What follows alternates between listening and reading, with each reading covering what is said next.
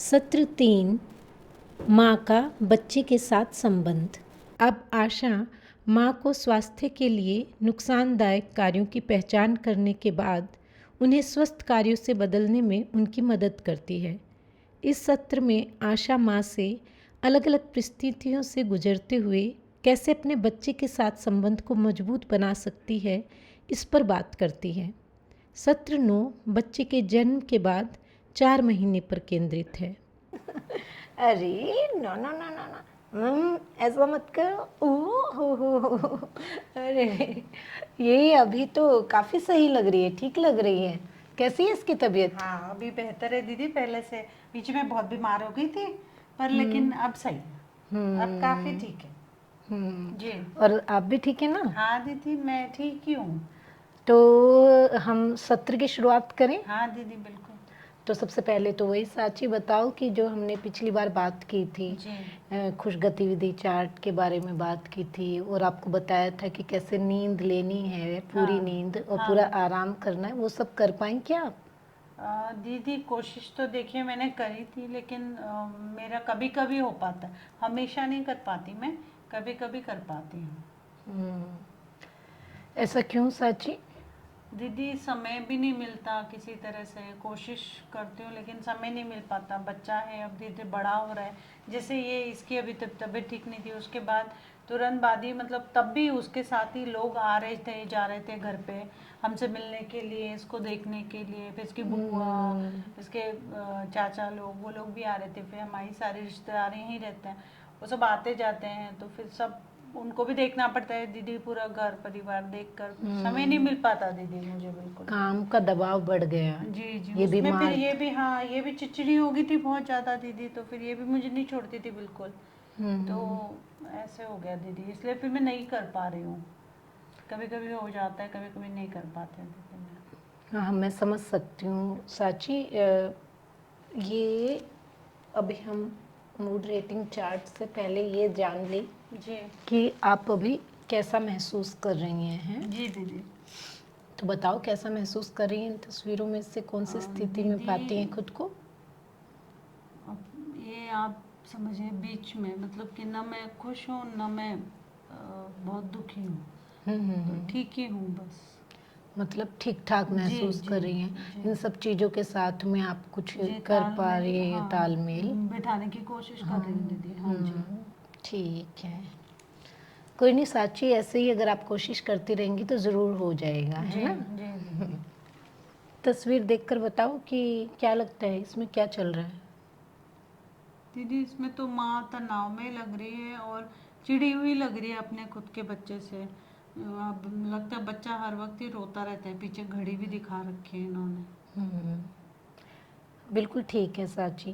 तो आपको लगता है आप इस स्थिति में हैं अभी, आप कहीं इससे जुड़ाव महसूस करती हैं इस तस्वीर से?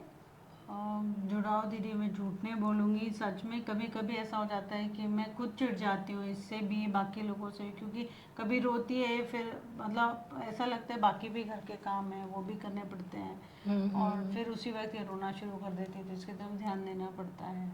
तो बहुत दिक्कत हो जाती है दीदी मेरे को, फिर चिड़चिड़ा तो हो ही जाता है इंसान। इसकी बीमारी की वजह से ये भी थोड़ी चिड़चिड़ी हो गई जी है जी ना, रोती जी रहती है, जी परेशान है, और आपको भी परेशानी होती जी, है ना? सही कह मैं रही समझ हैं। सकती हूँ साची। असल में मेरे साथ भी बिल्कुल ऐसा हुआ। अच्छा। मतलब जब मैं अपने बच्चे को संभाल रही थी तो उसकी भी ऐसी स्थिति रहती थी, बहुत बार वो बहुत रोती थी, और कभी कभी तो मतलब बीमारी में पूरी रात उसको देखना पड़ता था जाग कर, और ना तो नींद पूरी हो पाती थी ना दूसरे काम पूरे हो पाते थे, और काफ़ी तकलीफ़ होती है और काफ़ी तनाव रहता है। तो मैं ये समझ सकती हूँ साची जो आप इस समय में महसूस कर रही हैं, जी दीदी। है ना?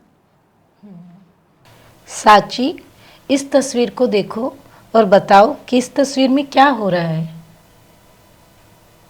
दीदी इसमें तो माँ तनाव में ही नज़र आ रही है और बच्चा बहुत ज़्यादा चिड़चिड़ा है, रो रहा है लगातार, और ये घड़ी भी कुछ यहाँ दिखाई है, तो ऐसा लग रहा है कि हर वक्त ही बच्चा रोता है, तो इसलिए माँ तनाव में है, उसे नहीं समझ आ रहा कैसे वो इस परेशानी से निपटे।